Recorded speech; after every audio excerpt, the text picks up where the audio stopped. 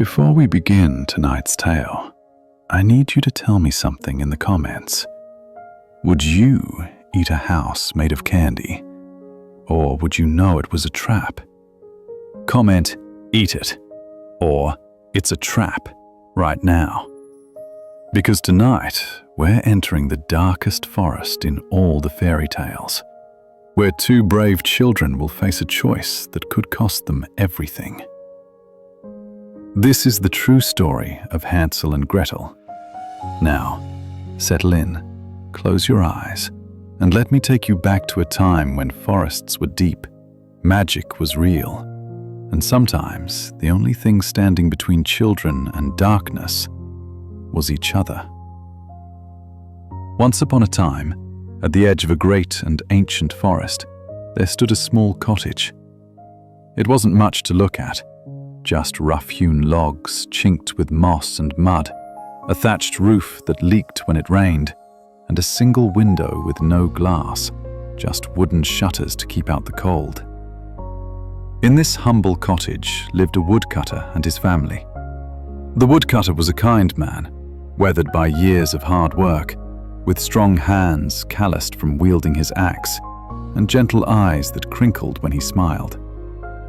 He had two children whom he loved more than life itself. The first was his son, Hansel. Hansel was about 10 years old, with messy brown hair that never stayed combed, and bright, clever eyes that noticed everything.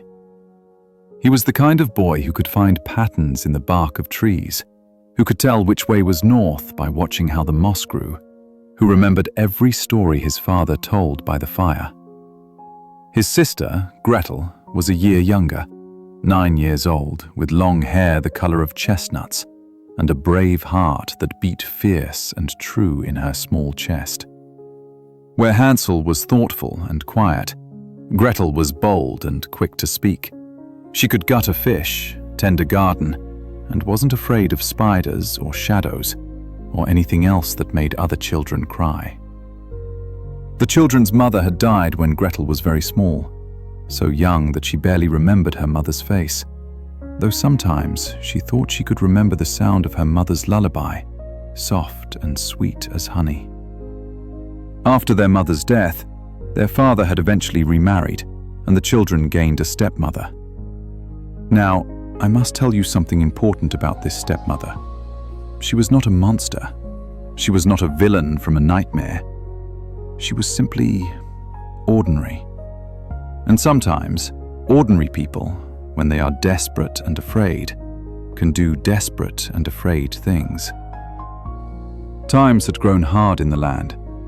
3 summers of drought had withered the crops. The game in the forest had grown scarce, fleeing deeper into the wilderness.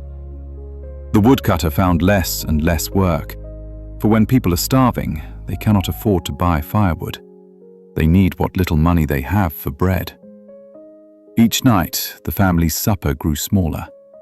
First, they had only 1 potato between the 4 of them, cut into quarters.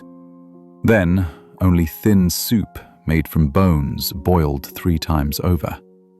Then, only stale bread, and less of that. The children tried not to complain, though their bellies ached and their ribs began to show through their skin like the bars of a tiny cage. Hansel shared half his portion with Gretel whenever their parents weren't looking. Gretel pretended she wasn't hungry so that Hansel would eat more, and both of them tried to smile at supper time, to make their father's worried face ease just for a moment. But the stepmother saw everything. She saw how little food remained in their stores. She saw how her husband grew thinner and weaker, until sometimes he had to stop and rest while cutting wood, his breath coming in gasps. She saw winter approaching like a hungry wolf, and she knew that there was not enough food for 4 people to survive until spring.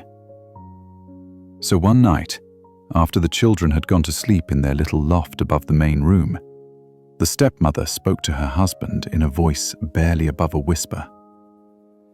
"Husband," she said, and even in the darkness, the woodcutter could hear the tears in her voice. We must talk about the children. The woodcutter's heart went cold. What about them? There is not enough food. You know this as well as I. If we try to feed 4 mouths through winter, all 4 of us will die. We will find a way. There is no way. The stepmother's whisper grew fierce. Listen to me. I do not say this because I am cruel. I say this because I do not want us all to starve. The children, they are young. They are clever. They might find help in the village, or someone might take them in. You want me to abandon my children? The woodcutter's voice cracked. I want someone to survive this winter. Tomorrow, we will take them deep into the forest, to where the woods are thickest. We will build them a fire, leave them what little bread we can spare, and we will tell them we're going to cut wood. By the time they realize we're not coming back, they will be forced to try to make their own way. Perhaps they'll find help. Perhaps... No. The woodcutter's voice was firm. I will not do it. Then we all die. Your children will starve, watching you starve, and you will die knowing you could have saved us? Is that what you want? The argument continued in harsh whispers, back and forth, until finally the stepmother said, 1 more week. We have food for perhaps 1 more week. If you can find work, if you can bring home meat or money or anything, then we will say no more about it. But if not, you must choose 2 deaths or 4. And the woodcutter, defeated, said nothing. But up in the loft, someone else had heard everything. Hansel lay on the thin straw mattress he shared with his sister, his heart pounding so hard he thought it might burst from his chest. He had heard every word, every terrible, awful word. Beside him, Gretel's breathing was soft and even. She was asleep, thank goodness. He couldn't bear for her to know. Not yet. Not when he didn't have a plan. Hansel was good at plans. He could think 3 steps ahead, see the patterns, find the solutions. But this, how could he plan for this? He lay awake for hours, his mind racing. Finally, when he heard his father's snoring begin, a sound that meant the woodcutter had finally, fitfully, fallen asleep, Hansel made his decision. Moving as quietly as a mouse, he slipped from the bed. The old ladder creaked as he climbed down, but neither adult stirred.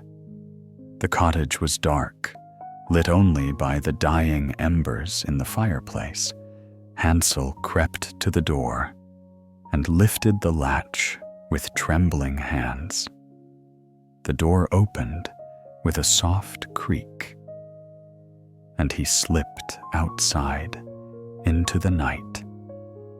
The moon hung overhead, bright and full, turning the world into a landscape of silver and shadow. Hansel took a breath of the cool night air and looked around the small yard outside their cottage.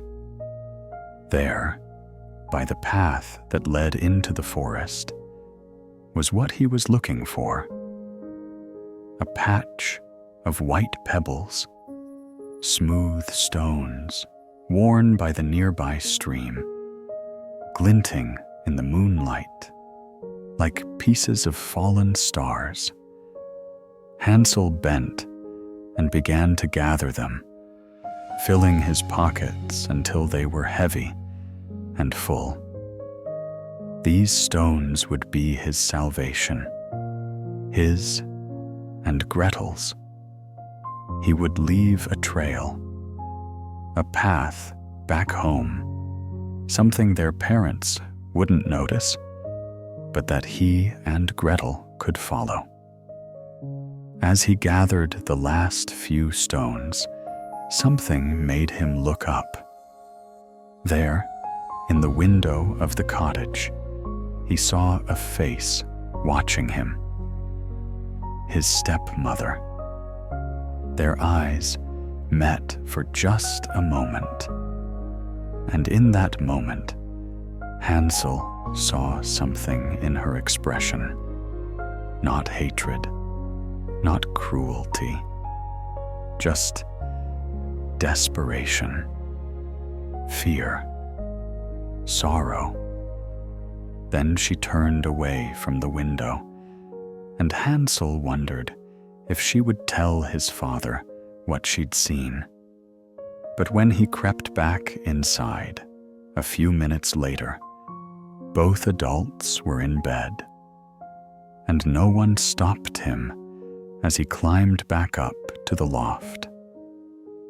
He lay down next to Gretel, the pebbles still in his pockets, and whispered to the darkness, "I'll keep us safe, I promise." And finally, just before dawn, he slept.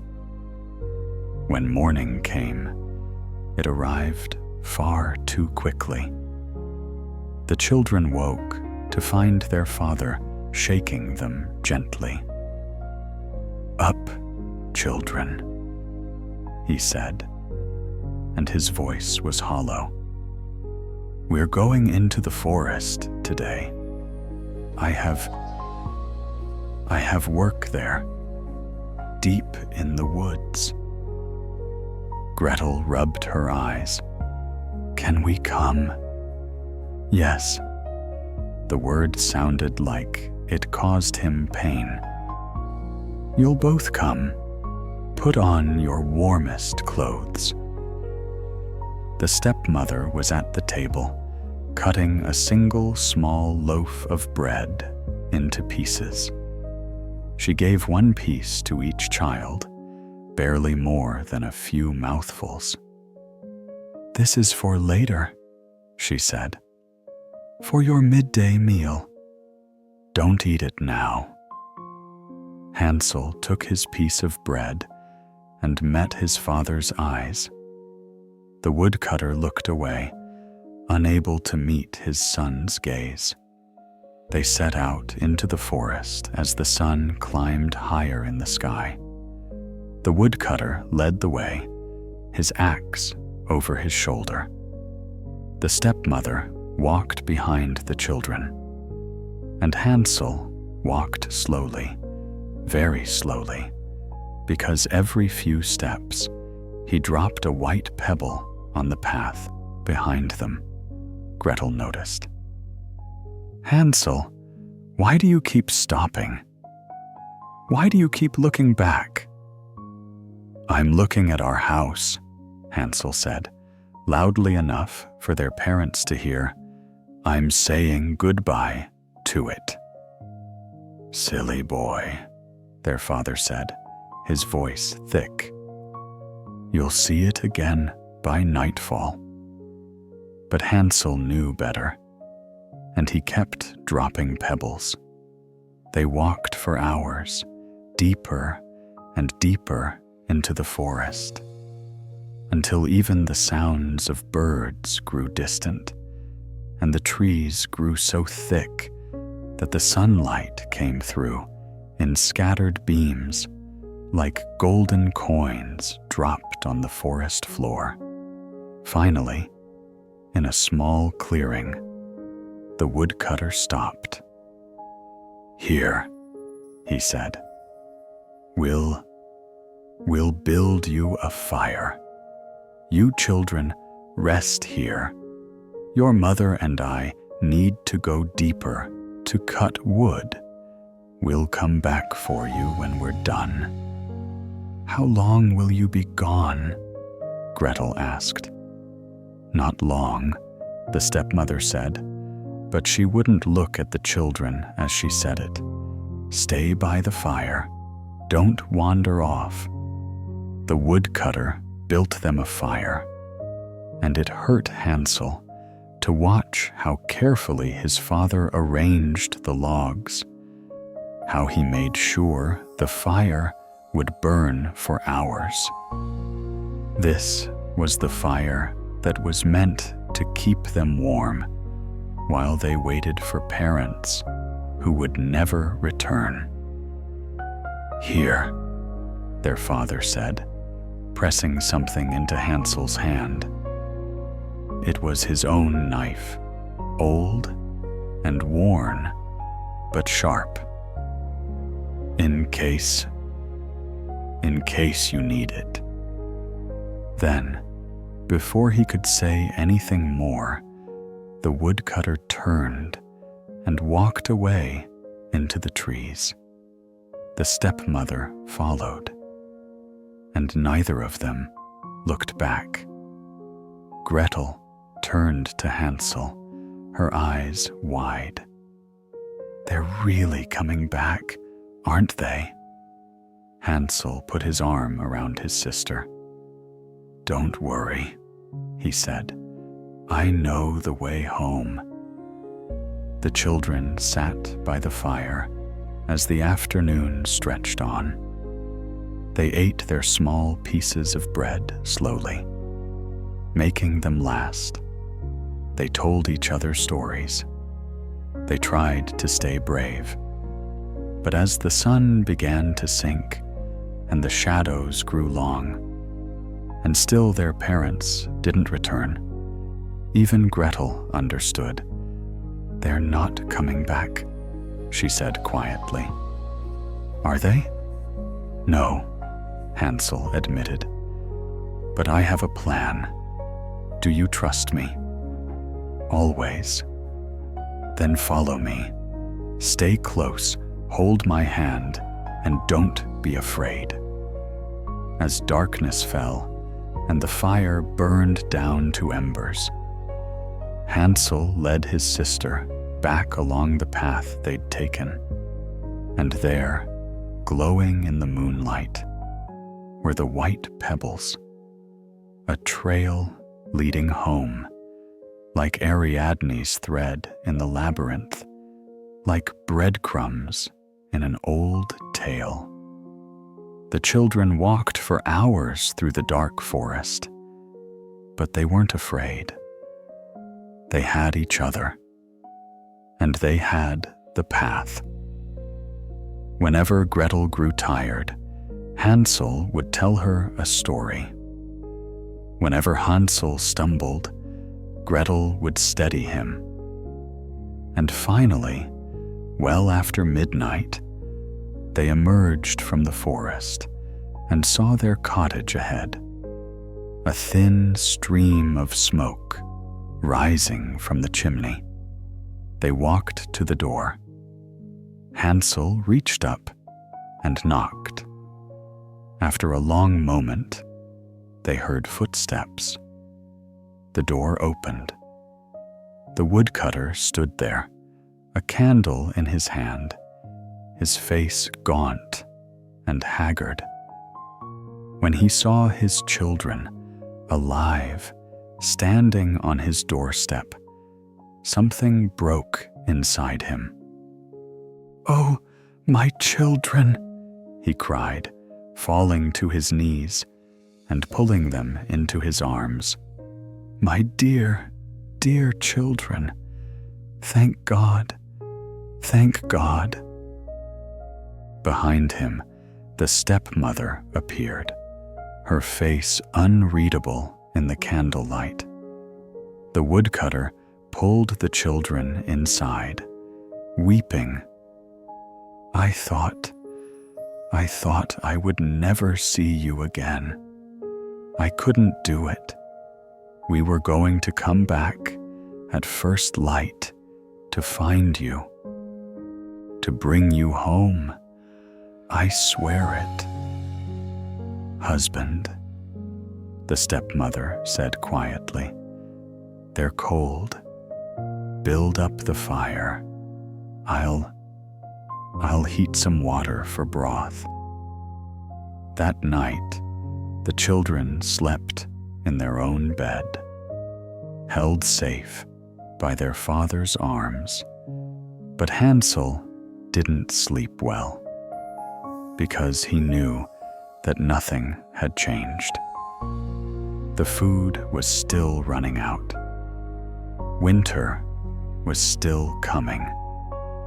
And sooner or later, they would try again.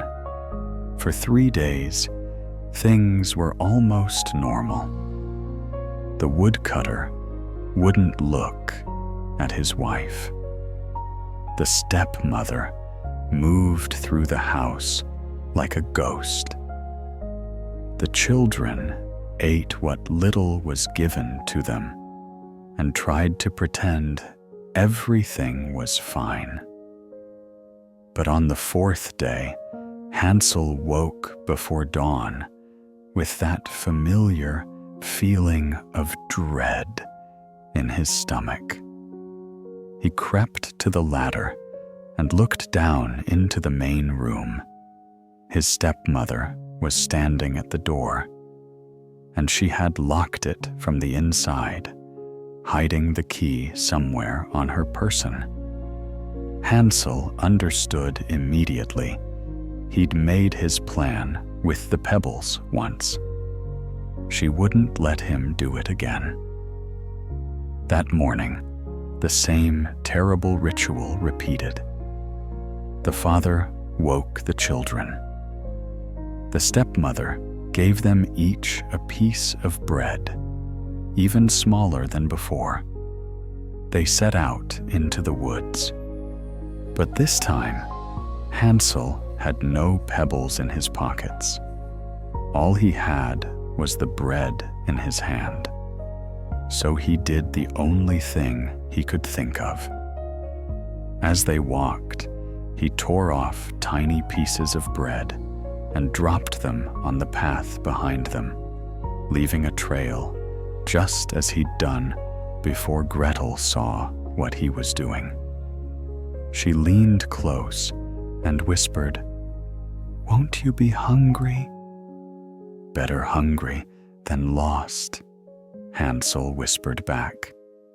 This time, they walked even deeper into the forest, so far that the woodcutter had to hack through underbrush with his axe to make a path.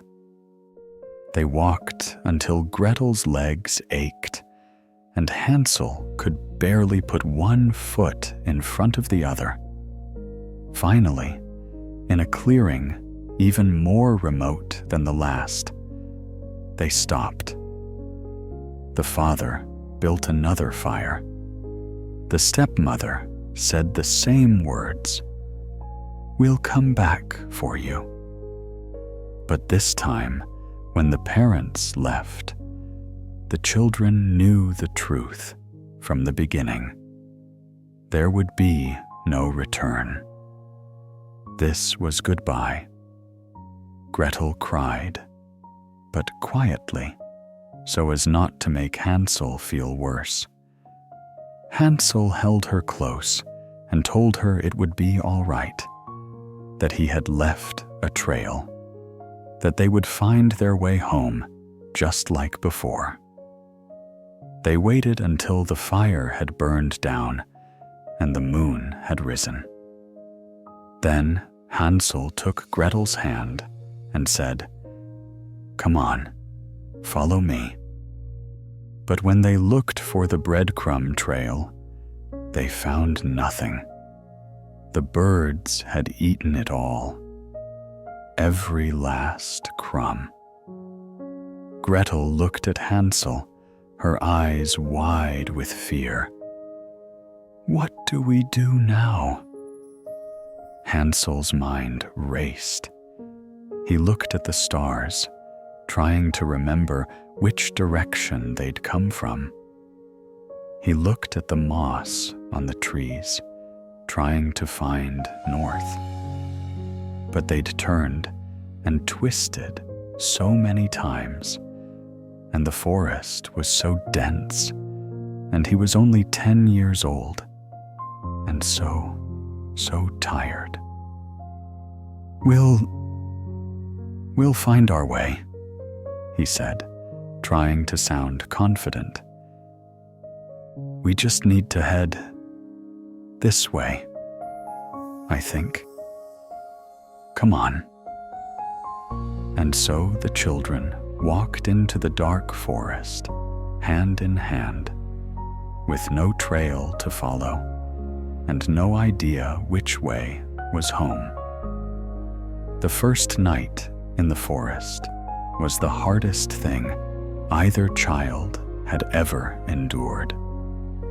They walked until they could walk no more, and then they huddled together beneath a large oak tree, pressing close for warmth. The forest at night was full of sounds, rustlings and creakings, hoots and howls, things moving in the darkness that they couldn't see. Gretel trembled. "Hansel, I'm scared." "I know, me too." There was no point in lying. "But we're together, and in the morning, we'll be able to see better. We'll find a stream. All streams lead somewhere. We'll follow it to a village or a road or something. Do you promise?" "I promise I'll try," Hansel said. It was the only honest thing he could say. They didn't sleep much. When morning came, gray and cold, they stood on shaky legs and looked around. The forest looked the same in every direction. Endless trees, endless shadows. But Hansel was clever, and he knew a few things. He found moss growing on the north side of a tree and decided they should head south. South was where the villages were, where people lived. So they walked south. They walked all day. Gretel found some berries. She knew which ones were safe. Their mother had taught her before she died. And they ate these, though they barely took the edge off their hunger. When they found a stream, they drank deeply, the cold water shocking their empty stomachs. "Are we going to die out here?" Gretel asked as they rested by the stream. "No," Hansel said firmly. "I won't let that happen. You can't stop everything bad from happening, Hansel. Watch me." That made Gretel smile, just a little. They kept walking. The second day was worse. They found fewer berries. The forest seemed to grow thicker, darker. Gretel's feet were blistered and bleeding. Hansel's head swam with hunger and exhaustion. But still they walked, because what else could they do?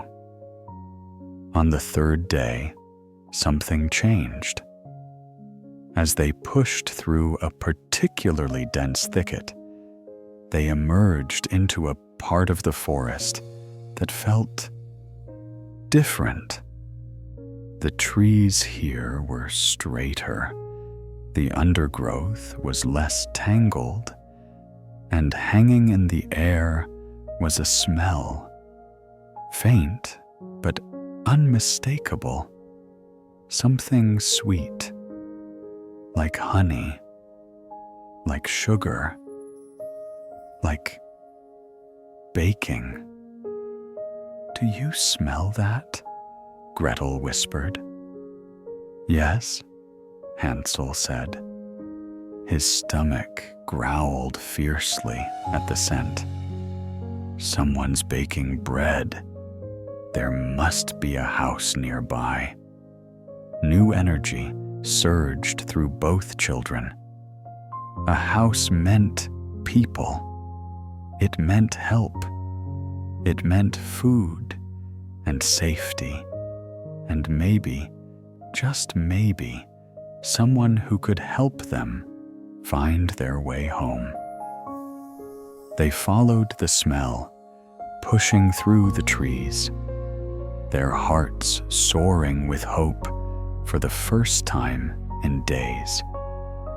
And then they saw it, and both children stopped dead in their tracks, their mouths falling open in wonder and disbelief. It was impossible. It couldn't be real. But there it was, standing in a clearing, bathed in dappled sunlight. A house made entirely of sweets. The walls were constructed of gingerbread, thick and brown, and studded with pieces of candied fruit. The roof was tiled with chocolate wafers, and white icing dripped from the eaves, like icicles. The windows were made of clear sugar, sparkling in the sunlight. The door was a slab of honeycomb, golden and perfect. And everywhere were decorations made of candy. Peppermint shutters, licorice trim, gumdrops forming a path to the door, marzipan flowers in a little garden. "It's not real," Hansel whispered. "It can't be real." But Gretel was already walking forward, drawn by the incredible sight. "It looks real. We're hallucinating. We're so hungry. We're seeing things. Hansel, I can smell it. Fresh gingerbread, chocolate, sugar. If we're both hallucinating the same thing, does it matter?" She had a point. And besides, Hansel's stomach was making the decision for him. He followed his sister toward the impossible house. They stood before it, hesitant. It seemed wrong to just eat someone's house. But they were so hungry, and it was right there, and surely no one would miss just a little bit. Gretel reached out and broke off a tiny piece of the gingerbread wall. She put it in her mouth. Her eyes went wide. "Hansel, it's real. It's real, and it's delicious." Before Hansel could respond, Gretel was breaking off another piece and another, and the boy found he couldn't resist either. He reached up and pulled a piece of chocolate tile from the roof, and oh, it melted on his tongue, rich and sweet, and better than anything he'd ever tasted. The children ate, for the first time in days, weeks, months. They ate until their bellies were full. They broke peppermint sticks from the shutters. They licked icing from the eaves. They picked gumdrops from the path and stuffed them in their mouths. They were so absorbed in eating that they didn't notice the door opening behind them. They didn't notice until a voice, soft and sweet as sugar, said, My, what hungry little children. Won't you come inside for a proper meal? Both children spun around. Standing in the doorway was an old woman. She was hunched with age, leaning heavily on a twisted wooden cane. Her face was deeply wrinkled, her eyes clouded with cataracts, her hands gnarled and spotted. She wore a simple dress and a shawl, and her smile was grandmotherly and kind. "Oh," Gretel said, her hand flying to her mouth, scattering crumbs. "We're so sorry. We didn't mean to. We were just so hungry." "And no need to apologize, child," the old woman said, her voice warm. "That's why the house is made of sweets, after all, to attract hungry children. I live all alone out here, you see, and I get so lonely. When I saw you coming, why, my old heart just sang. Please, please, won't you come in? I have a proper meal waiting. Hot soup, fresh bread, and afterward, there are soft beds where you can rest." Hansel felt a prickle of something warning, doubt. But Gretel was already moving toward the door, and he couldn't let his sister go alone. "Come, come," the old woman said, beckoning them in with her gnarled hand. "You poor things look half-starved. In you come, in you come." The inside of the house was as wonderful as the outside. There was a warm kitchen with a blazing hearth. A table was set with bowls of steaming soup, fresh bread with butter, and 2 glasses of creamy milk. Beyond the kitchen, Hansel could see 2 small beds made up with clean white linens. "Sit, sit," the old woman urged. "Eat your fill." The children sat. They ate. And the soup was delicious. The bread was soft and warm. The milk was cold and sweet. After days of near starvation, it was heaven. The old woman watched them eat with that same kind smile, and all the while, her clouded eyes never left their faces. When they had finished, she showed them to the beds. "Sleep now, children. You're safe here. In the morning, we'll talk about getting you home." Gretel was asleep almost before her head hit the pillow, exhausted, and finally, blessedly full. Hansel lasted only a few moments longer. Neither of them saw the old woman's smile change as she looked down at them.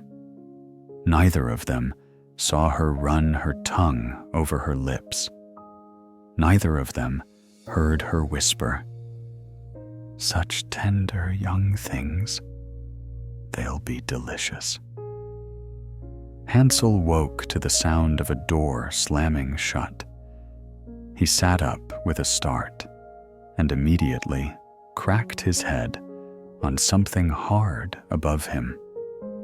His eyes flew open, and in the dim morning light filtering through, he blinked, confused. Bars? Bars. He was in a cage. The cage was small, barely large enough for him to sit up in, made of iron bars that were old but strong.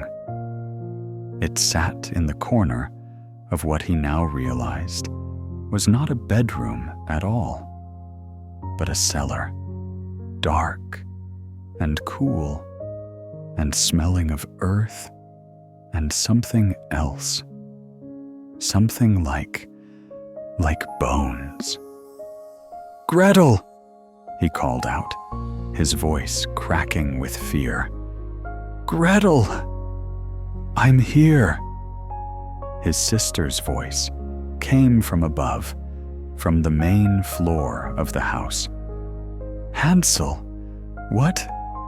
"Well, well," came the old woman's voice, but it sounded different now, sharper, colder.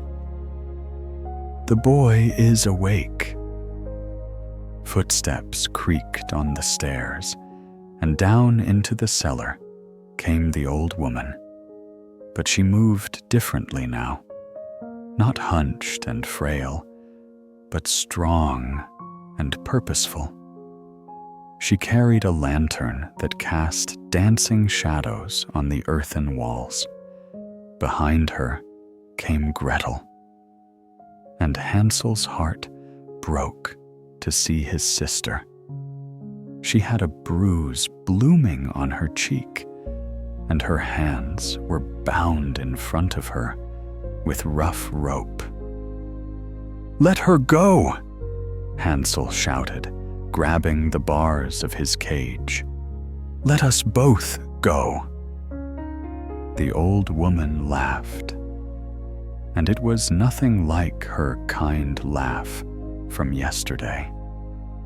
This laugh was thin and cruel. "Let you go? When I've been so lonely? When I haven't had a proper meal in months? Oh no, boy. You're staying right where you are." She hung the lantern on a hook and turned to face him. And in the lantern light, Hansel finally saw her clearly. Her eyes weren't clouded with cataracts. They were milky white, but not from age. From something else, something unnatural. And her teeth, when she smiled, were too sharp, too many. You're a witch," Gretel whispered. "Very perceptive girl. Yes, I am a witch. And you and your brother have walked right into my house, just as dozens of children have before you." Hansel felt sick. "What do you want with us?" "Want?" the witch cackled. "Why, I want to eat you, of course. What else? But not yet. Oh no, you're both far too thin. I need to fatten you up first. Especially you, boy." She moved closer to the cage, peering at Hansel with those awful white eyes. "The girl can work for her keep. She'll clean and cook and serve. But you, boy, you'll stay in that cage and eat and eat until you're plump and tender. Then," she ran her tongue over those sharp teeth, "then we'll see who makes the better meal." "You're insane," Gretel spat. The witch moved faster than should have been possible, her hand shooting out to grab Gretel's chin. "Mind your tongue, girl, or I'll eat you first, thin as you are." She released Gretel, who stumbled back, tears streaming down her face. "Now then," the witch said, businesslike.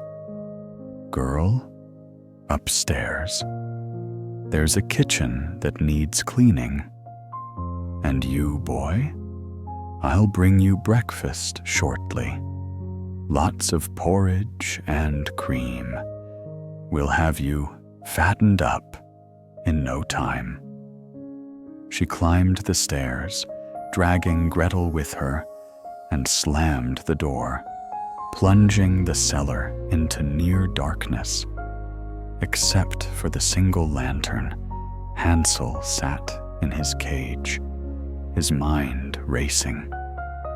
He rattled the bars, solid iron, immovable. He looked for a lock. There was one, heavy and old, and the witch wore the key on a chain around her neck. He felt along every surface of the cage, looking for a weak spot, and found nothing. He was trapped. The days that followed fell into a horrible routine. Each morning, the witch would come down to the cellar with a huge bowl of porridge swimming in cream and butter, along with fresh bread and sweet pastries. "Eat," she would command. "Eat it all." And Hansel would eat, because what choice did he have? If he refused, she threatened to hurt Gretel, so he ate the rich, heavy food, even though his stomach hurt, even though he felt sick. Each day, the witch would reach through the bars and squeeze his arm, checking to see how much fat he'd gained. But here's where fortune favored the children. The witch's sight was poor. Those milky white eyes could see shapes and movement, but not details. Not clearly. So Hansel, clever Hansel, found a small bone in the corner of his cage, a bone from some previous victim. He tried not to think about it. And each time the witch reached in to squeeze his arm, he would hold out the bone instead. "Still so thin," the witch would complain, feeling the bone and thinking it was Hansel's arm. "More food. You need more food." And so Hansel bought them time. Upstairs, Gretel worked from dawn until long after dark. She swept and scrubbed, hauled water and chopped wood, cooked elaborate meals for the witch's enormous appetite. The witch watched her constantly, those white eyes following her every move. But Gretel was watching too. She watched where the witch kept things. She watched the witch's habits and routines. She watched and waited for a chance, any chance, to save her brother and herself. At night, when the witch finally slept, Gretel would sneak down to the cellar. "How are you?" she would whisper through the bars. "I'm okay." Hansel would lie. He was not okay. He was terrified. But he couldn't let Gretel see that. "Have you thought of a plan?" "Not yet. But I will. I promise.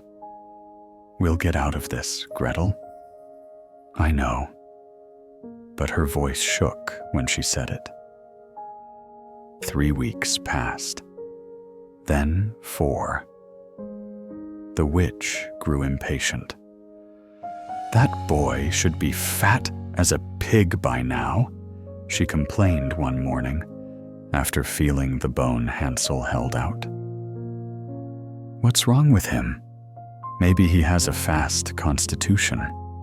Maybe I'm feeding him the wrong things." She began bringing richer food, meat pies and cream cakes, fried dumplings and buttered noodles. Hansel ate it all and felt increasingly ill. But he kept presenting the bone, and the witch kept believing he was still too thin. But her patience was wearing out.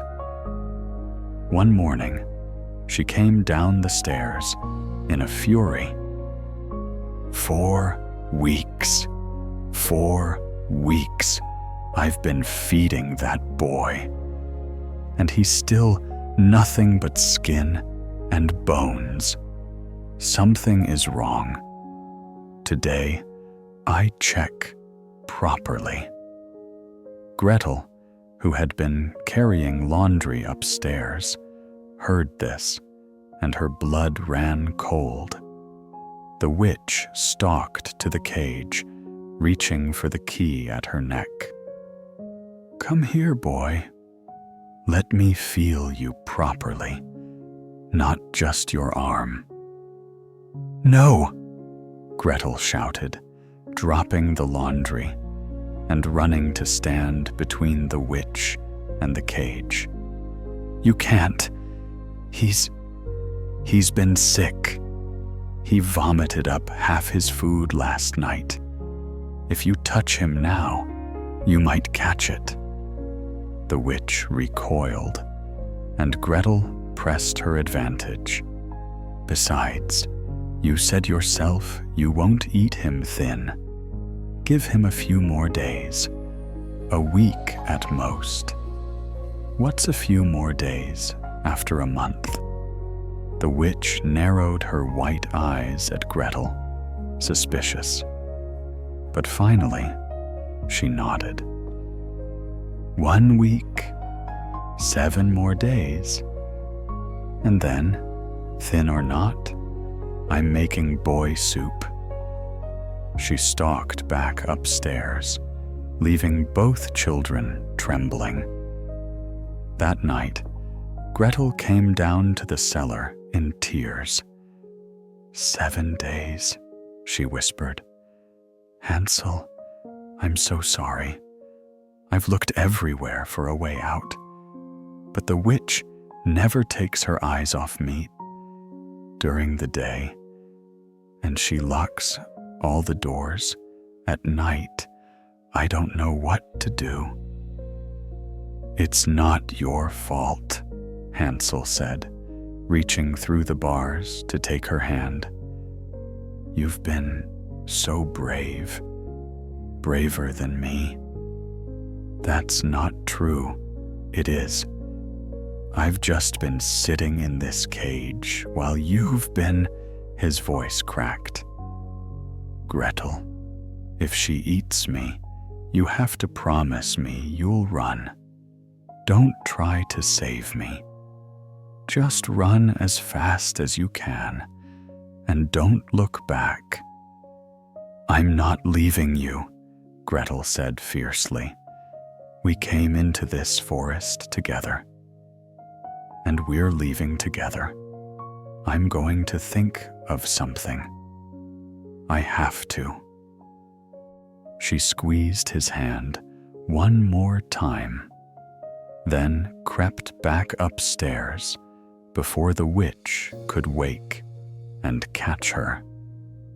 The next 6 days passed in agonizing slowness. The witch grew more and more excited, humming to herself as she prepared. She sharpened her knives. She dragged out an enormous pot, large enough to cook a child in.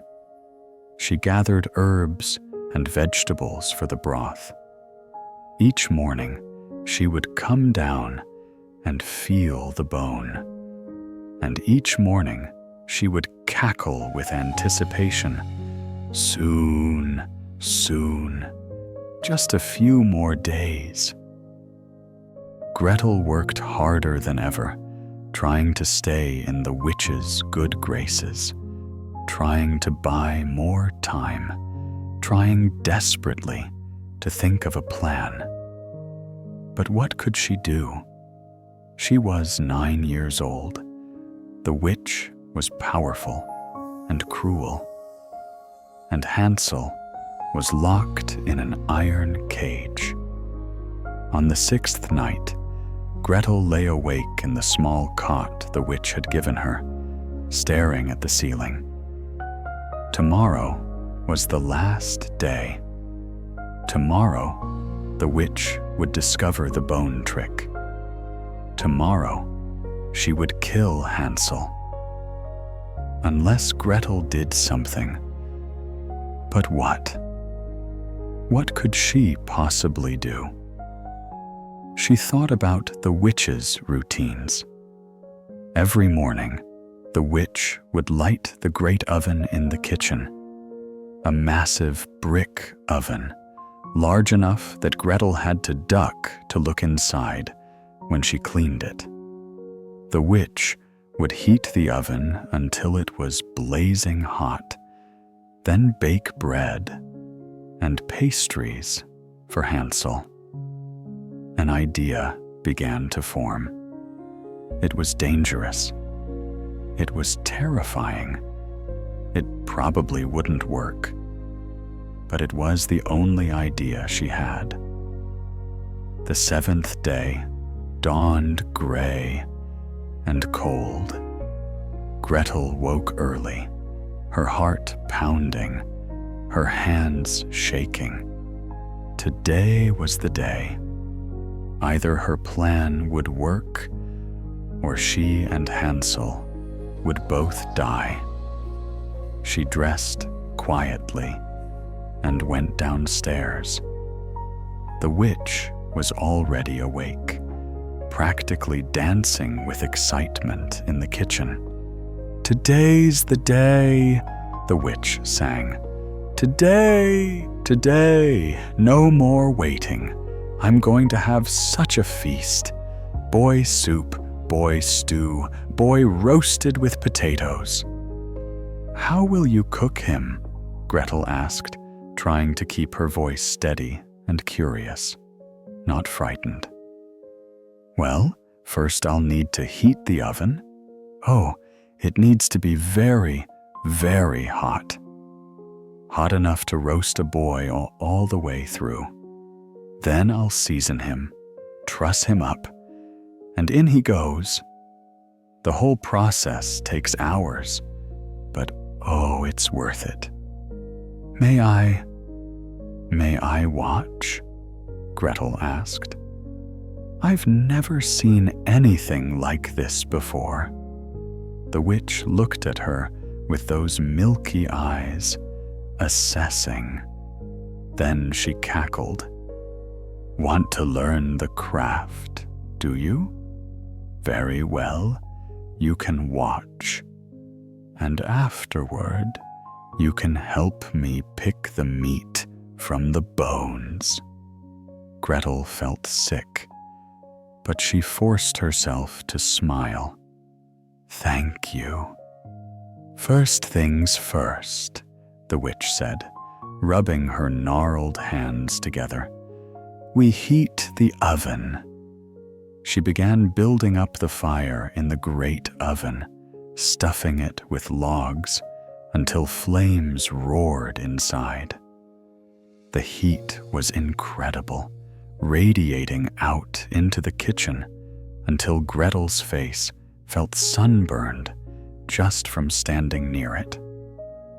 "That's good, very good," the witch muttered. "Now we wait for it to get properly hot. While we wait, let's go fetch the boy, shall we?" They went down to the cellar together. Hansel looked up from his cage, saw Gretel's face, and understood immediately that today was the day. "Good morning, boy," the witch said cheerfully. "Ready to come out of that cage? I'm sure you're tired of it by now." She reached for the key around her neck, and Gretel's heart hammered.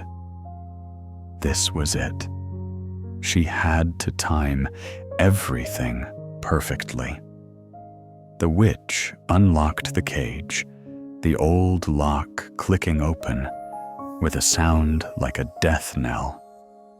"Come on, out you come." Hansel crawled out of the cage on shaky legs.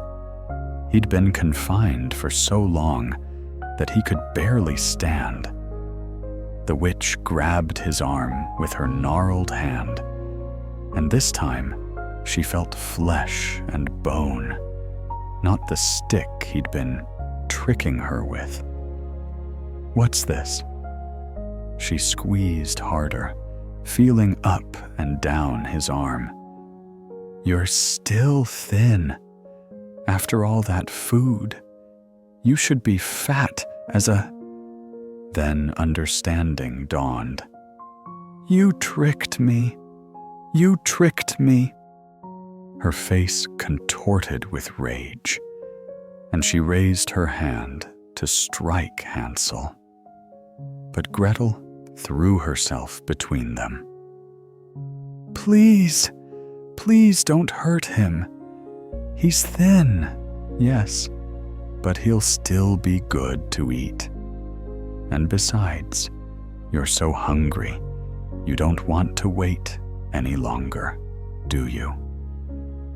The witch lowered her hand slowly. "You're right. Thin or fat, he'll fill my belly. And afterward, I'll have you for dessert, clever girl. Up the stairs, both of you."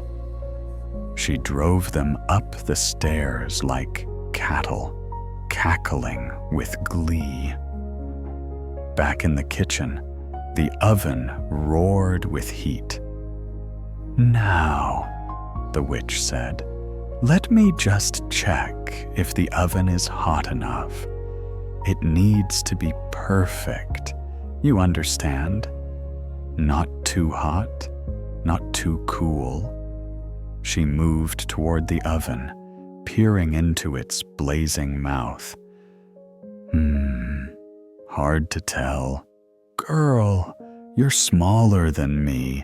Stick your head in and tell me if it's hot enough." This was it. This was the moment Gretel had been waiting for. But she had to be careful. So careful. "I don't know how," Gretel said, making her voice small and frightened, which wasn't hard. "I've never checked an oven before. Can you show me?" "Show you? You stupid child. You just stick your head in and..." The witch stopped, narrowing her eyes. "You're trying to trick me." No, I'm not. I really don't know how.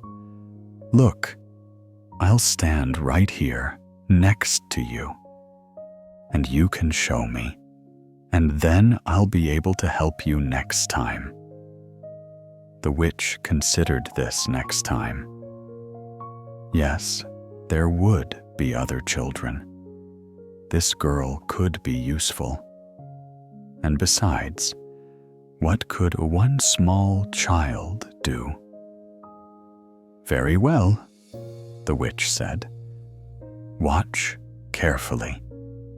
She bent down in front of the oven, sticking her head and shoulders into the opening to demonstrate. "See? Like this. And you can feel the heat, and you can tell if Gretel moved, she moved faster than she'd ever moved in her life, faster than she'd known she could move. She brought her hands up and pushed with all her strength, shoving the witch's lower body forward, forcing her deeper into the oven.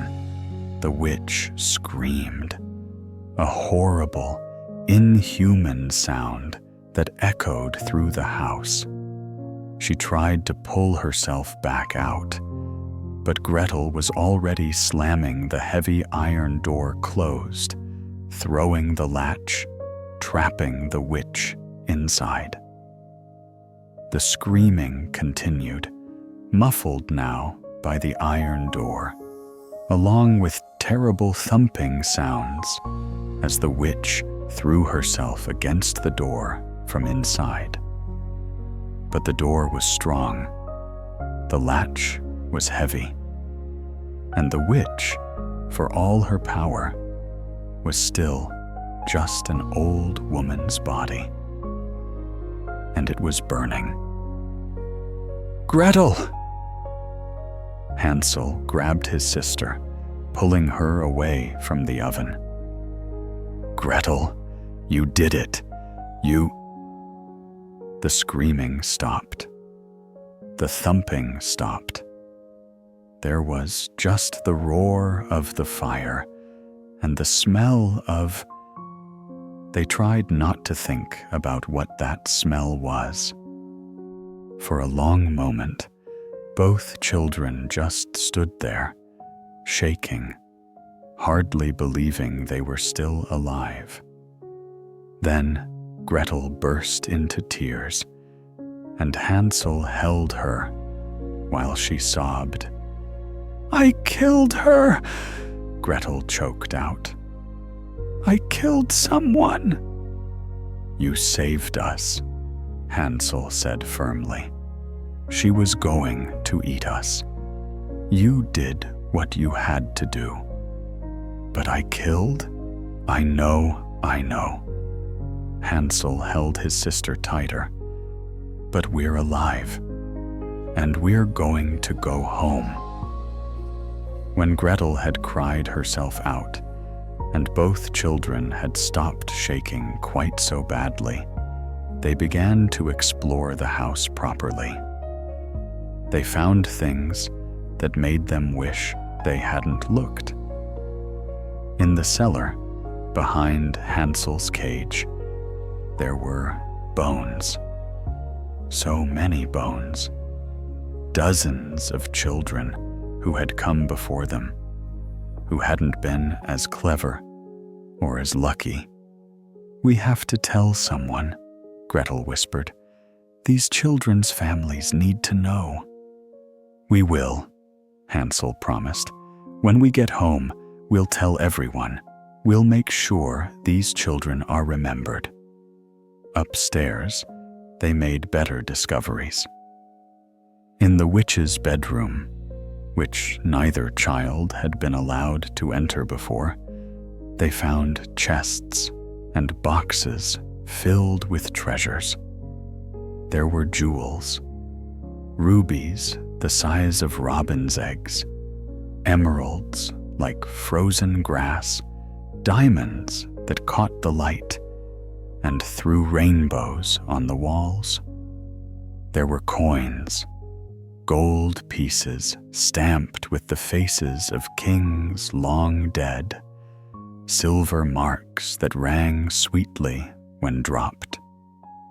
There were precious things, pearl necklaces, golden candlesticks, silver plates, and cups.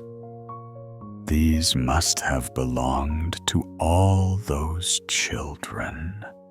Hansel said quietly. Or their families. The witch took everything. Then we'll take it back, Gretel said with determination. We'll take it all, and we'll give it to people who need it. We'll make something good come from all this evil. They found sacks and began filling them with as much as they could carry. The heaviest things they left behind, but they took the jewelry and the smaller gold pieces, filling 4 large sacks until they bulged. They found food in the pantry, real food, not enchanted gingerbread, and they stuffed their pockets with bread and cheese and dried fruit for the journey. And in a closet, they found something that made them both stop and stare. A map. A detailed map of the forest, with paths marked and landmarks noted, including a path that led straight from the witch's house to the main road, and from there to their village. She knew the way out all along, Hansel said bitterly. She could have told us how to get home. She just didn't. She's gone now, Gretel said. We have the map. Let's go home. But before they left, Gretel did one more thing. She took a bucket of water from the well and poured it over the oven's fire, extinguishing it. The oven had cooled enough that it was safe to open the door. Inside, there was nothing but ashes.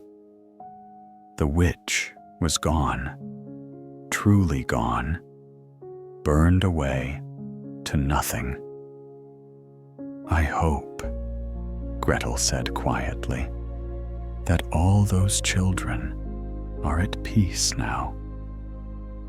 Then she closed the door for the last time. The children left the witch's house as the sun was reaching its peak in the sky. They each carried 2 heavy sacks of treasure, and though the weight made their shoulders ache, neither complained. This treasure would change their lives, and the lives of many others. As they walked away from the clearing, Hansel looked back one last time. The gingerbread house stood in the dappled sunlight, looking innocent and inviting, exactly like the trap it was. Should we do something about it? He asked. So no other children fall for the trick? Gretel thought for a moment, then picked up a stick and jabbed it hard into the gingerbread wall.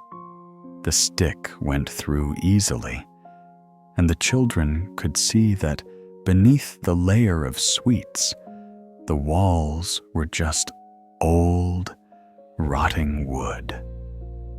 The magic was the witch, Gretel said. Without her, the house is already starting to fall apart. Look, the icing is melting. In a few weeks, there'll be nothing left but an old ruined cottage. The forest will take it back. She was right. Already, the house looked less vibrant, less enticing. The colors were fading. The walls were sagging. Come on, Gretel said, taking Hansel's hand. Let's go home. They followed the map through the forest, and it was strange. The forest seemed less frightening now. Or perhaps the children were less frightened. They had faced something much worse than dark trees and unknown paths. They had faced a monster, and they had won. As they walked, they talked, really talked, for the first time in weeks. "I'm sorry," Hansel said suddenly, "for not having a better plan, for the breadcrumbs. If I'd just—" "Stop," Gretel interrupted. "Hansel, you saved us. That first time, with the pebbles. That was brilliant. You're the reason we survived that night. And the second time, the breadcrumbs were all you had. It's not your fault the birds ate them. But if I'd been smarter, you're 10 years old. You're not supposed to be able to outsmart starvation and abandonment and witches. Nobody would expect that. But you tried, and you kept trying, and you kept me safe in that cage as long as you could." Gretel squeezed his hand. "You're a good brother, the best brother." Hansel blinked back tears. "You saved my life. When you pushed the witch into the oven, I didn't think you could do it. I didn't think anyone could." "I didn't think I could either," Gretel admitted. "I was so scared. But I was more scared of losing you." They walked in comfortable silence for a while. The sun moved across the sky. The forest around them was alive with ordinary sounds. Birds singing, squirrels chattering, the wind in the leaves. "What will we do when we get home?" Gretel asked. "Do you think Father will even be there?" "I don't know," Hansel said honestly. "But wherever he is, we'll find him. And we'll be together. That's what matters." "What about her?" Gretel didn't need to say who she meant. "I don't know," Hansel said again. "She tried to have us killed, but she also thought we would all die if she didn't. I don't think I can forgive her. But maybe I can understand her." "That's very wise," Gretel said. "Spending a month in a cage gives you a lot of time to think." That made Gretel laugh, actually laugh, for the first time since before they left home. And once she started, she couldn't stop. And soon Hansel was laughing too.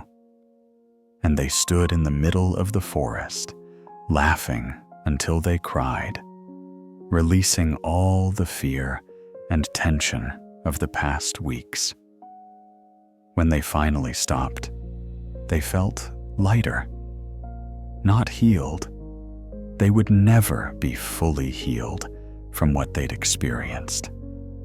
But lighter. "Come on," Hansel said, wiping his eyes. "We have a long way to go."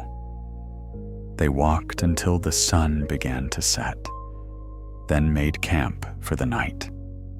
They built a small fire and ate the food from the witch's pantry. Good bread with butter, hard cheese, apples that crunched sweetly.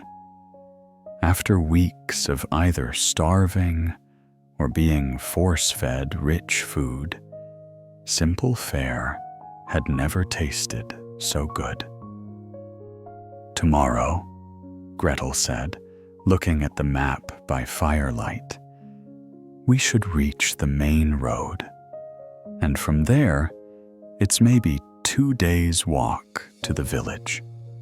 3 days, Hansel said. We're carrying a lot of weight, and I'm not as strong as I was. The weeks in the cage had left him weak. Then 3 days, Gretel agreed. We'll take our time. We'll get there. That night, they slept under the stars, back to back for warmth. And they slept better than they had in the witch's house. Out here, they were free. Out here, no one was trying to eat them. The next day, just as Gretel had predicted, they reached the main road. It was overgrown from disuse. These were hard times, and few people traveled, but it was still recognizable, and the children's hearts soared at the sight of it. We're going to make it, Hansel said, grinning. We're really going to make it home. They followed the road south toward their village. Once, they saw other travelers in the distance and hid in the trees, not sure if they could trust anyone. The travelers passed by without noticing them. On the second day on the road, they came across a small wayside shrine. It was overgrown and neglected, but there was a well nearby with clean, cold water. They rested there for a while, washing their faces and refilling their water skins. I wonder how long we've been gone, Gretel said. It feels like forever. About 6 weeks, I think, Hansel said. He'd kept careful count of the days in his cage, making small scratches on the bars that the witch never noticed. 6 weeks. Father must think we're dead. Or he's been looking for us every day, Hansel said. I bet he went back to that clearing the very next morning. I bet he's been searching ever since. Do you really think so? I know so. He loves us, Gretel. Even if he did something terrible, he loves us. Gretel wasn't sure she believed that, but she wanted to, so she nodded. On the 3rd day of travel from the road, the children's 7th day of travel total from the witch's house, they saw the first signs of civilization. Cultivated fields, though many stood empty and untended. A fence, broken, but still recognizable. And in the distance, the thin line of smoke from cooking fires. The village, Gretel whispered. We're almost home. They picked up their pace despite their exhaustion and the weight of their sacks. Home.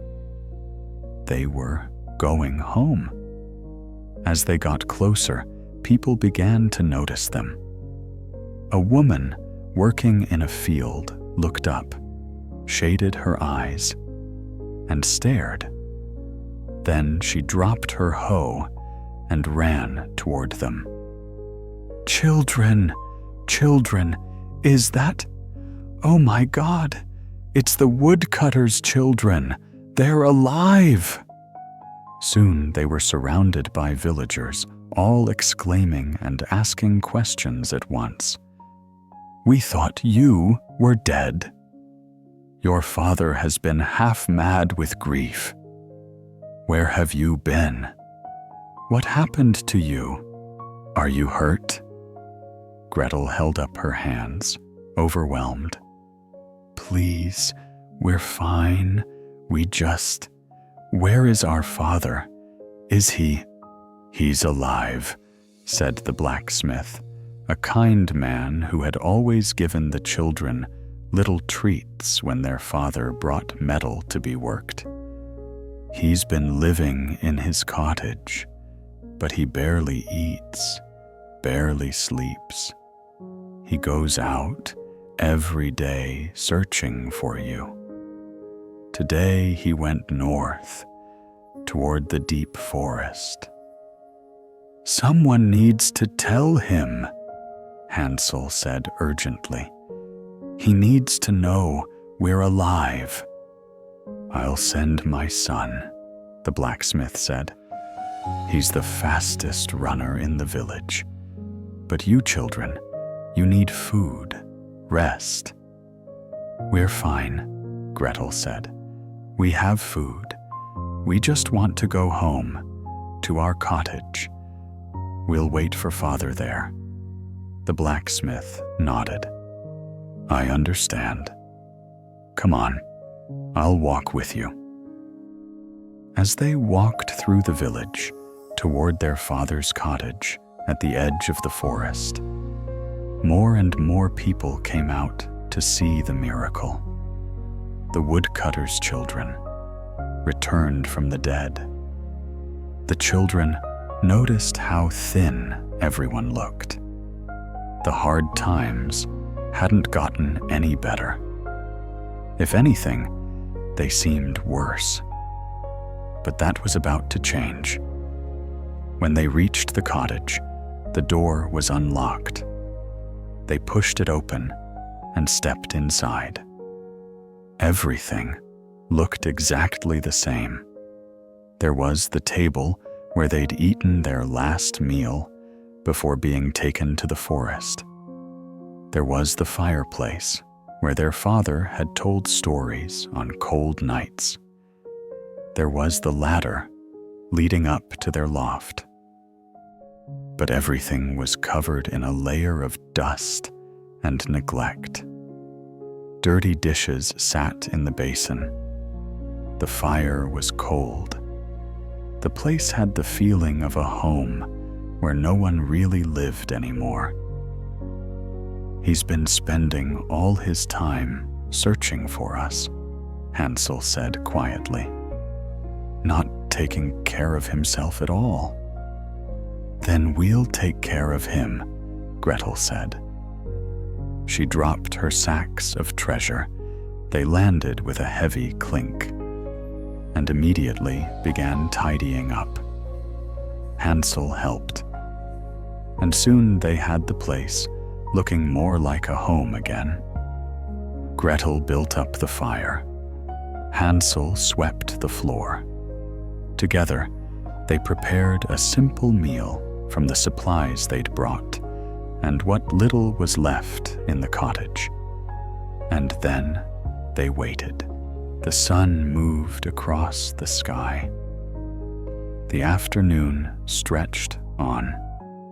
The children waited, barely breathing, listening for footsteps. And finally, they heard them. Heavy, tired footsteps on the path outside. The sound of someone who had walked too far and found nothing again. The door opened. Their father stood there, silhouetted against the setting sun. He looked terrible, thin, haggard, his clothes filthy from days of searching the forest. His eyes were hollow with grief. He stepped inside, not even looking up, moving like a man in a dream. He went to the table and slumped into a chair, putting his head in his hands.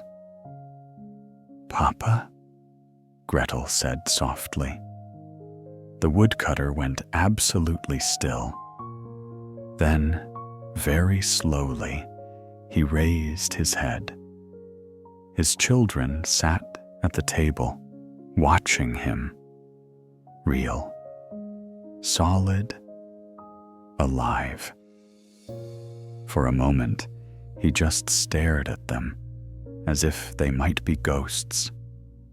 Then he let out a sound, half sob, half laugh, and surged from his chair, pulling both children into his arms. "My babies," he wept, holding them so tight it almost hurt.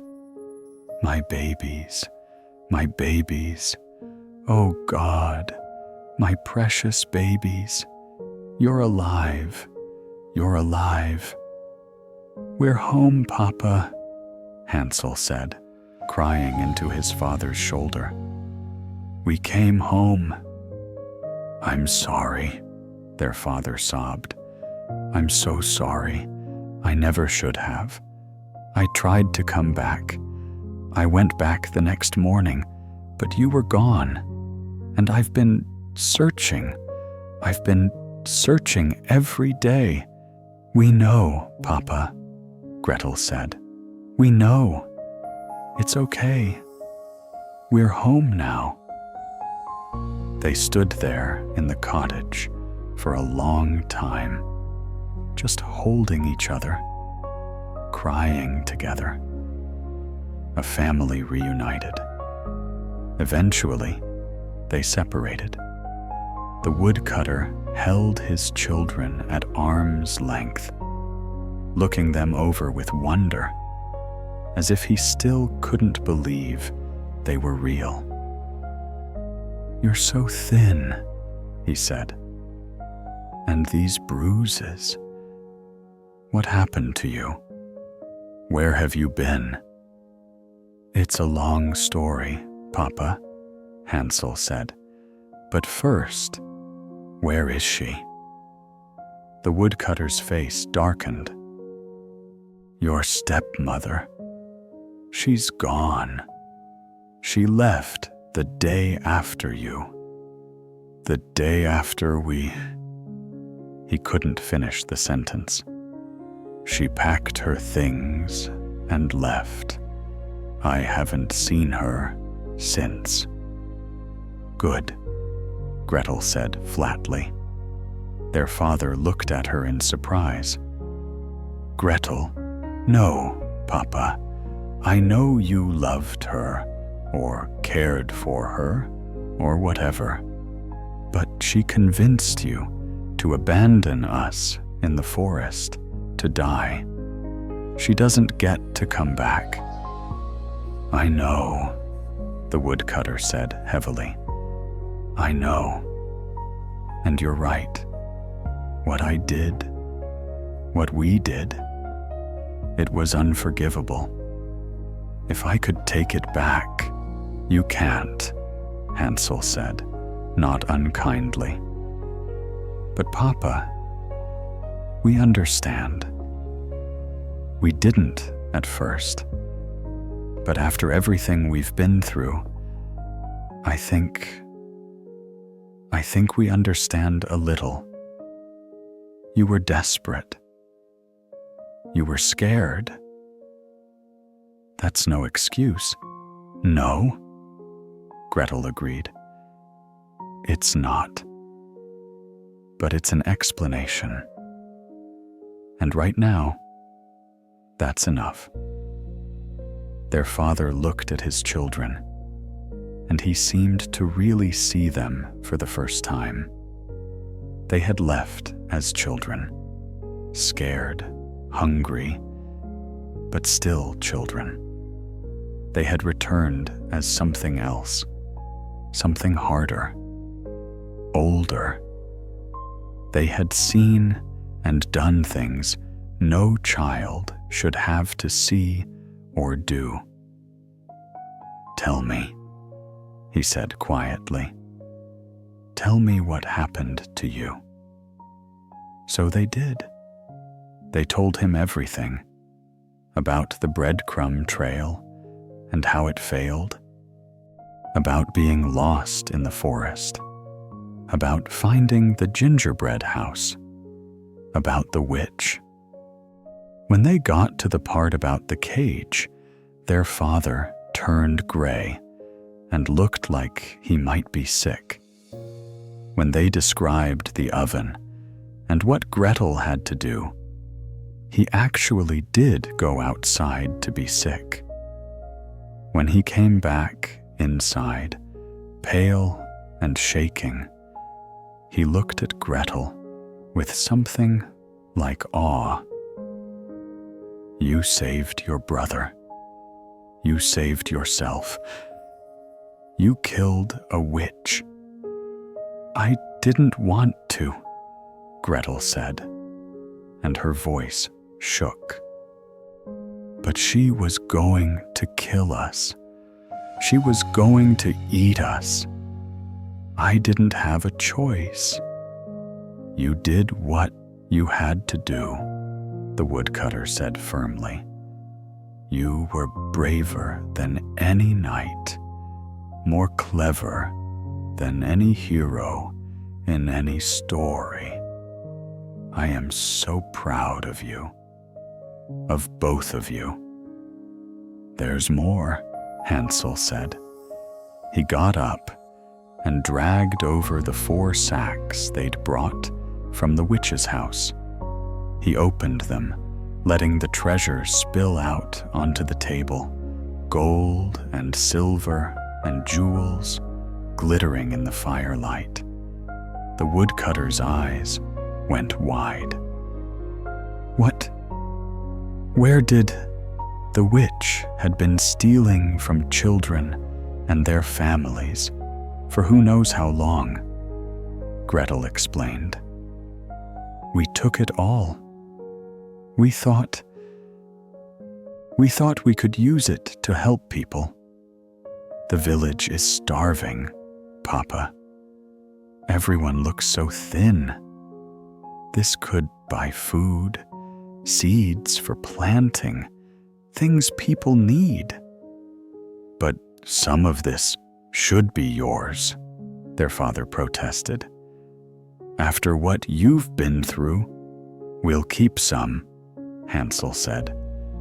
"Enough to make sure we never go hungry again. Enough to buy a new cottage, maybe, or fix up this one. But the rest should go to people who need it." The woodcutter looked at his children, and tears streamed down his face. "When did you grow up?" he whispered. "When did you become so wise?" "When we had to," Gretel said simply. Over the next few days, word of the children's return and their story spread through the village and beyond. The treasure they had brought back was divided up, some kept by the family, the rest distributed to those in need, or used to buy food in bulk from neighboring regions. The woodcutter used some of the money to buy proper supplies and restock their cottage.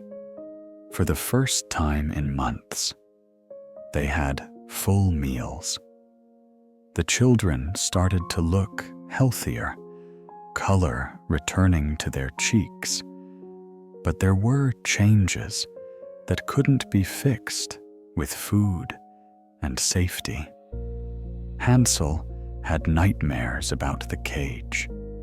He would wake up screaming, feeling like the walls were closing in. For months afterward, he couldn't stand to be in small, enclosed spaces. Gretel had her own nightmares about the oven, about the witch's screams, about the smell of burning. Sometimes she would wake up convinced she could still smell it, and she would run outside to gulp fresh air. They were different now. They had lost something in that forest, some essential innocence, some belief that the world was fundamentally safe. But they had gained something too: strength, resilience, an unbreakable bond with each other. The village held a feast in their honor, and the children were treated like heroes. The blacksmith forged them each a small knife for protection, he said, though I hope you never need them. An old woman who was known to be wise in herbal lore taught Gretel about medicines and plants. You have the gift, she told the girl. The gift of doing what needs to be done, even when it's hard. That's rare. A merchant passing through heard the story and insisted on buying the children new clothes, fine clothes, better than they'd ever worn. Heroes should be dressed like heroes, he said.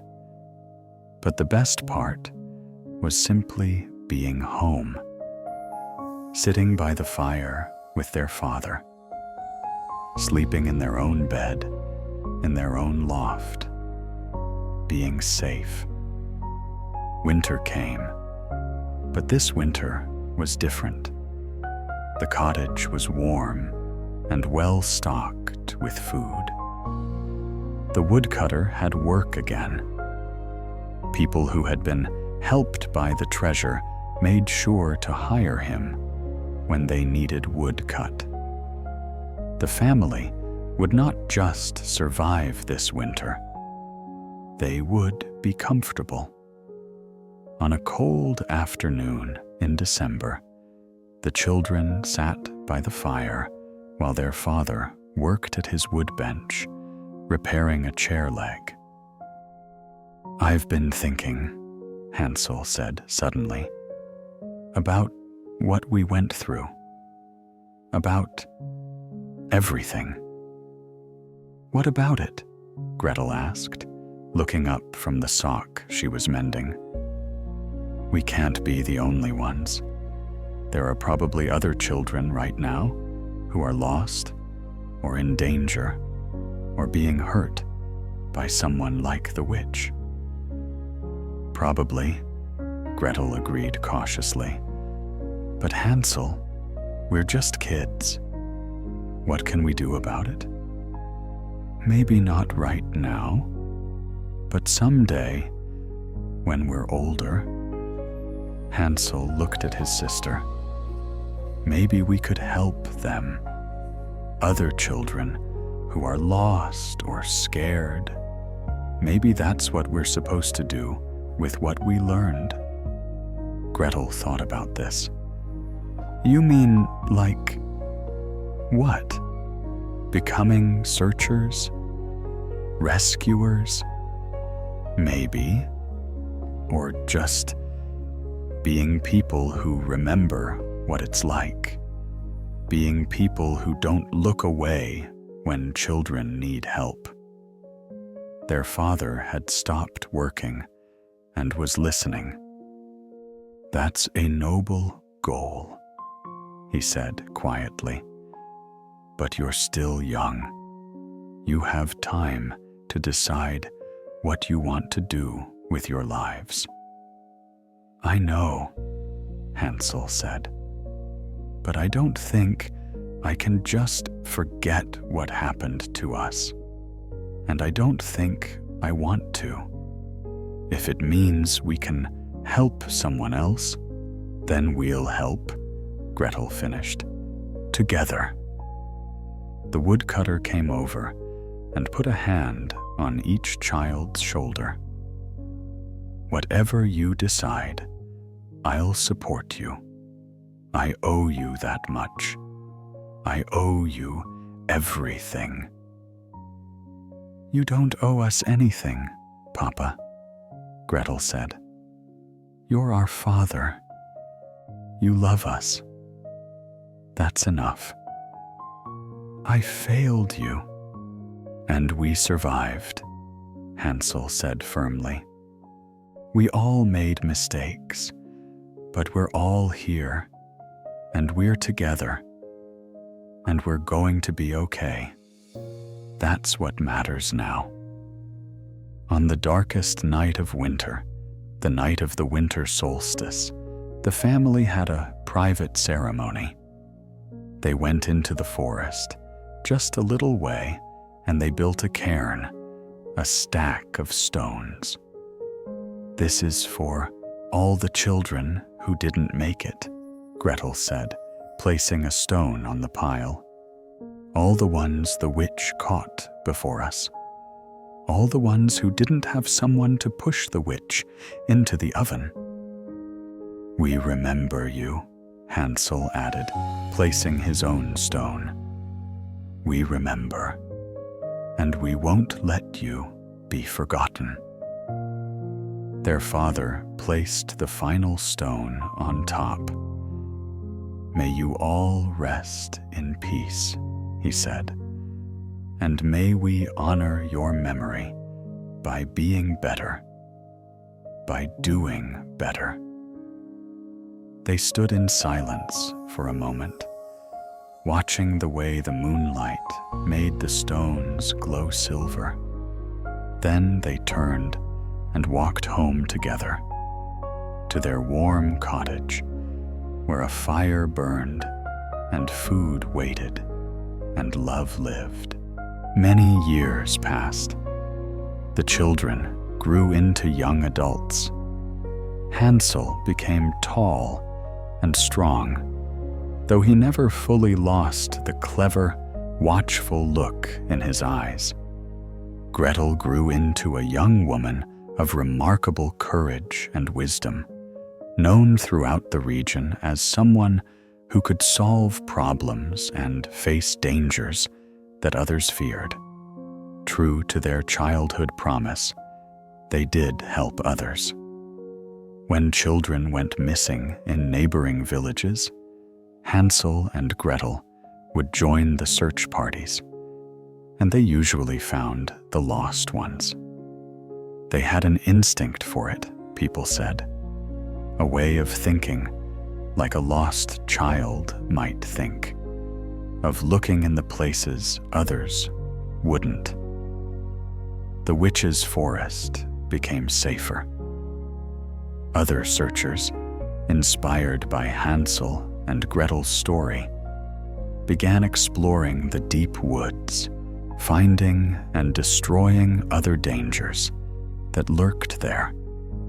The gingerbread house rotted away completely, leaving no trace it had ever existed.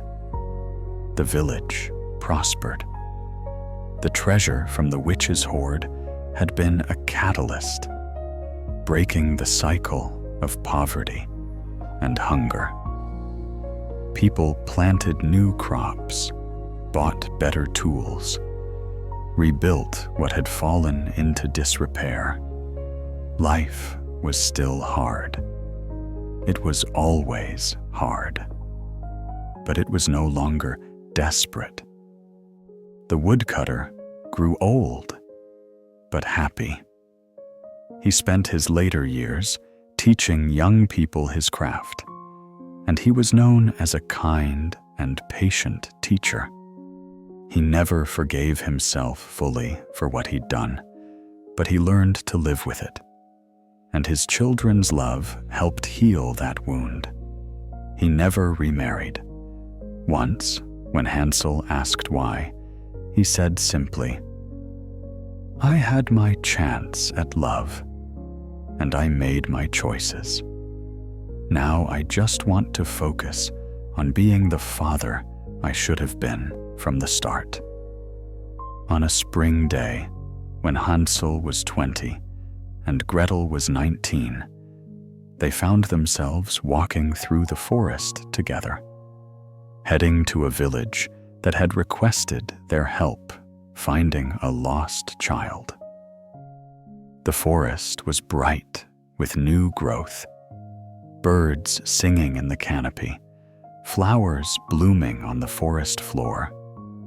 It looked nothing like the dark, threatening place of their childhood. "Do you ever think about her?" Gretel asked suddenly. "The witch?" "Sometimes," Hansel admitted. "I wonder who she was before she became that, before she started eating children. Was she always evil, or did something make her that way?" "Does it matter?" Gretel asked. "She chose to do what she did. Whatever made her that way, she still chose to hurt children."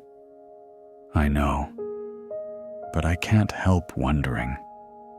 Just like I wonder about our stepmother. Where did she go? Is she still alive?" "I hope she found peace," Gretel said quietly. "I hope she regrets what she did, but I hope she found a way to live with it, like Papa did, like we did."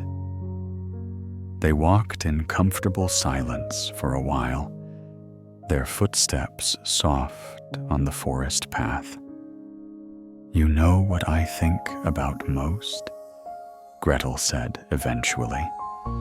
"I think about that moment when I pushed her into the oven.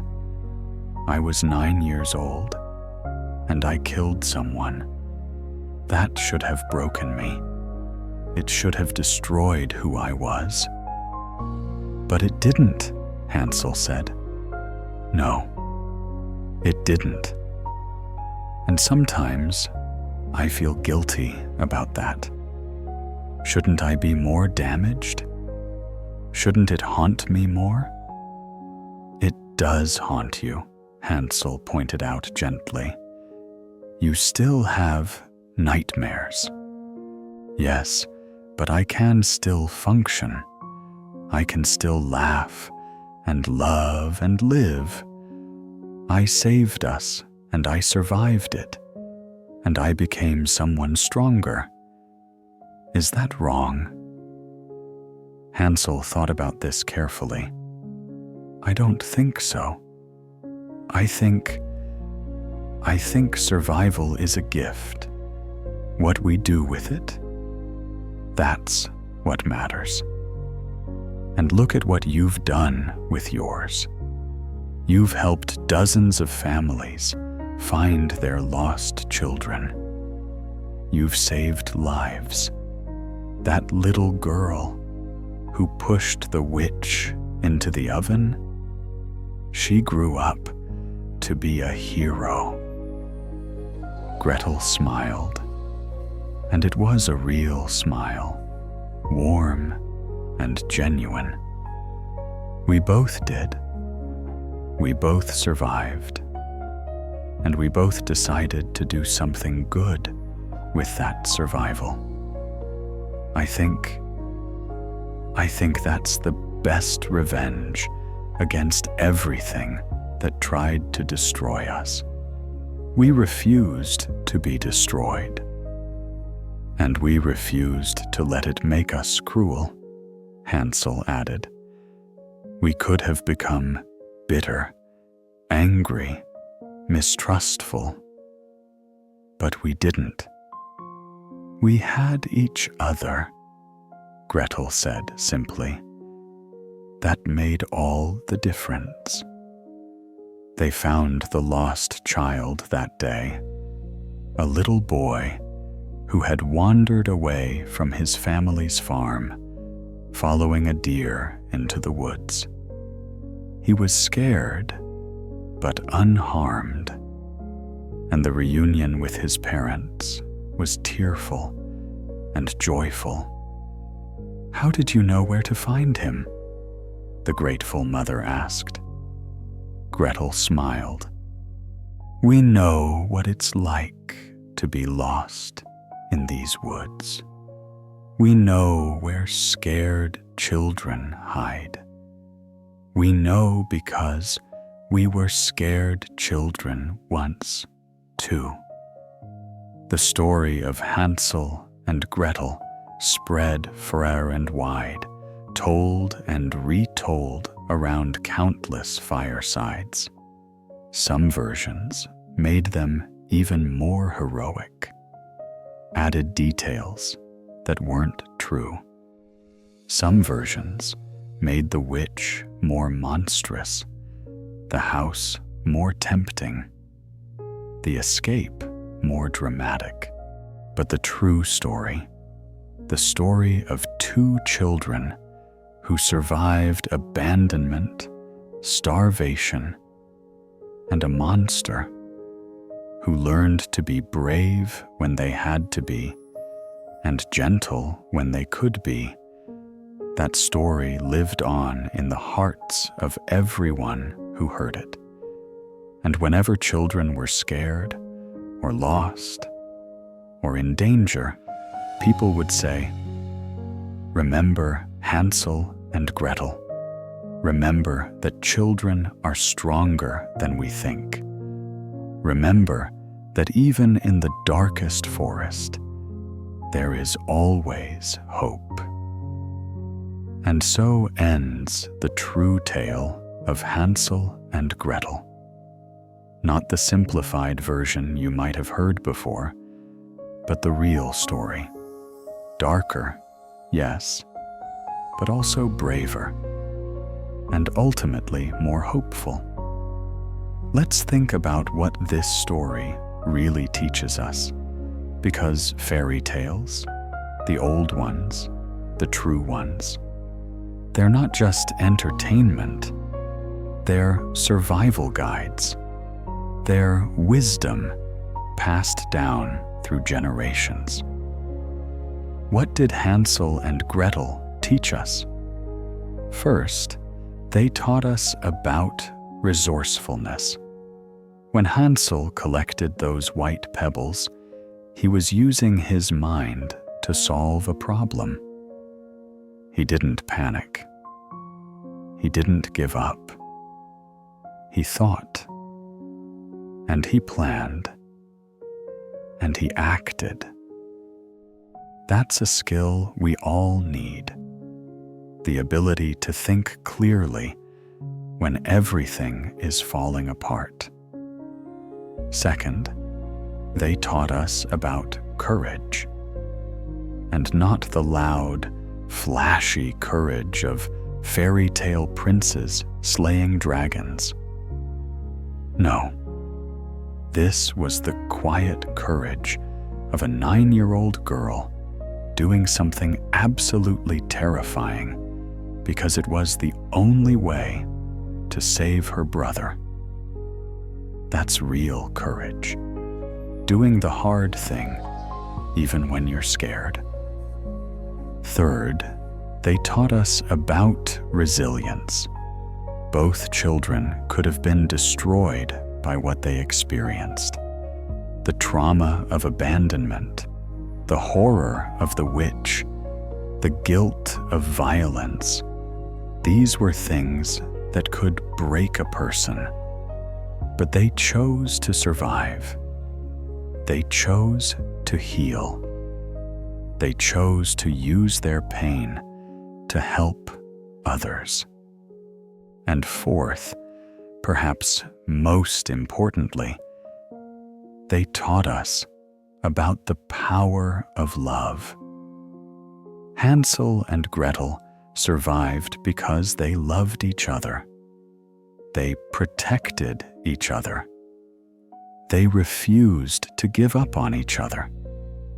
That love was stronger than hunger, stronger than fear, stronger than evil. But the story also teaches us uncomfortable truths. It teaches us that sometimes good people do terrible things when they're desperate. The woodcutter loved his children, but he still abandoned them. That doesn't excuse what he did, but it helps us understand that people are complicated. Evil isn't always obvious.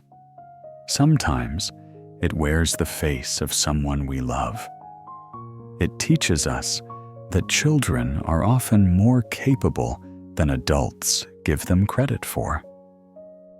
Hansel and Gretel survived because they were clever and brave and resourceful.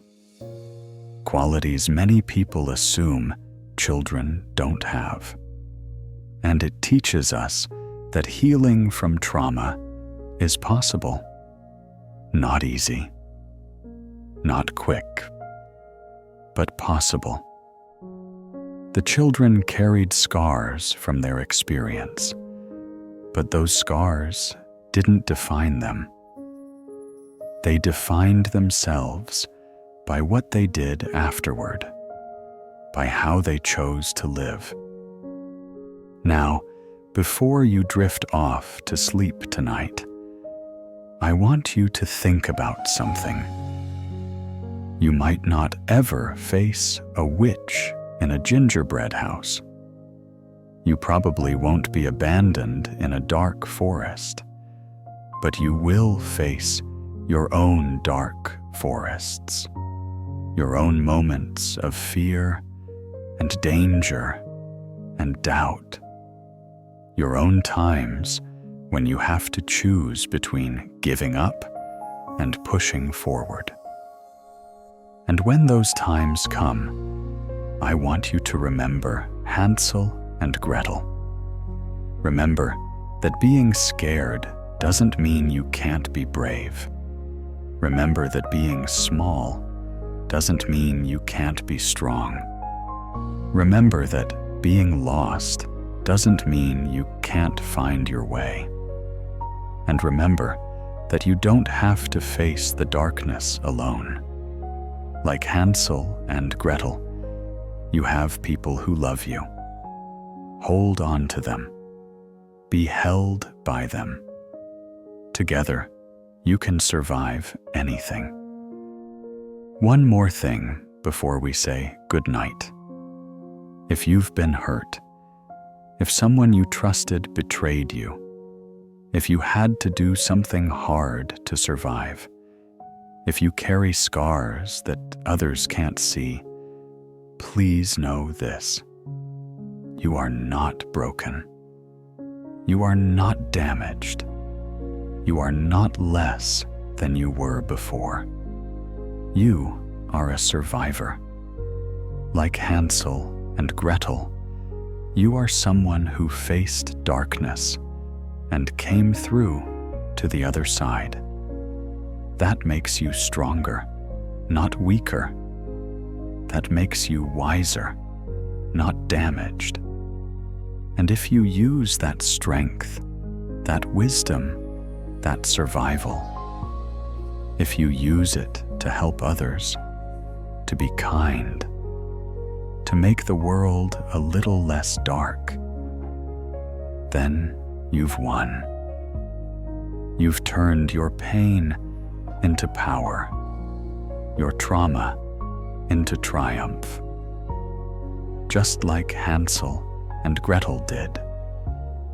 So sleep now, dear listener. Sleep knowing that even in the darkest forest, dawn always comes. Sleep knowing that courage lives in the smallest hearts. Sleep knowing that love, true, deep, unbreakable love, can overcome any evil. And if you dream tonight of dark forests and candy houses, remember, you have the wisdom of Hansel to guide you and the courage of Gretel to save you. Sweet dreams. Thank you for spending this time with me tonight, listening to the tale of Hansel and Gretel. I hope it helped you relax, helped you escape, maybe even gave you something to think about as you drift off to sleep. If you enjoyed this story, please leave a comment below.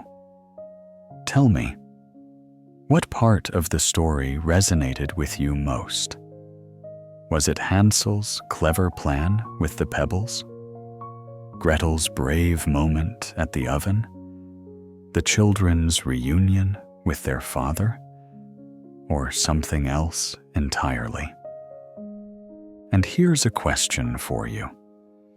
If you were in Hansel and Gretel's situation, which role would you play? Are you the planner, like Hansel, thinking 3 steps ahead? Or are you the actor, like Gretel, who does what needs to be done in the moment? Let me know in the comments. If you're new here, welcome. This channel is dedicated to telling stories, old fairy tales, new imaginings, legends, and myths from around the world, all designed to help you relax and find peace before sleep. Subscribe and hit the notification bell so you never miss a story. Tomorrow night, I'll be sharing another tale. I won't tell you which one yet, but I'll give you a hint. It involves a tower, very long hair, and a choice between freedom and safety. Can you guess which story it is? Leave your guesses in the comments. For those of you who have been here since the beginning, thank you. Your support means everything. Your comments, your likes, your shares. They help this channel grow and allow me to keep telling these stories. And for all of you, whether you've been here from the start or this is your first night with us, thank you for trusting me with your time before sleep. It's a sacred trust, and I don't take it lightly.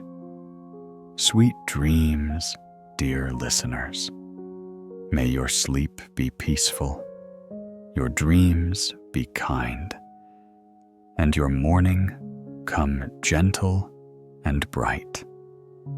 Until tomorrow night, good night.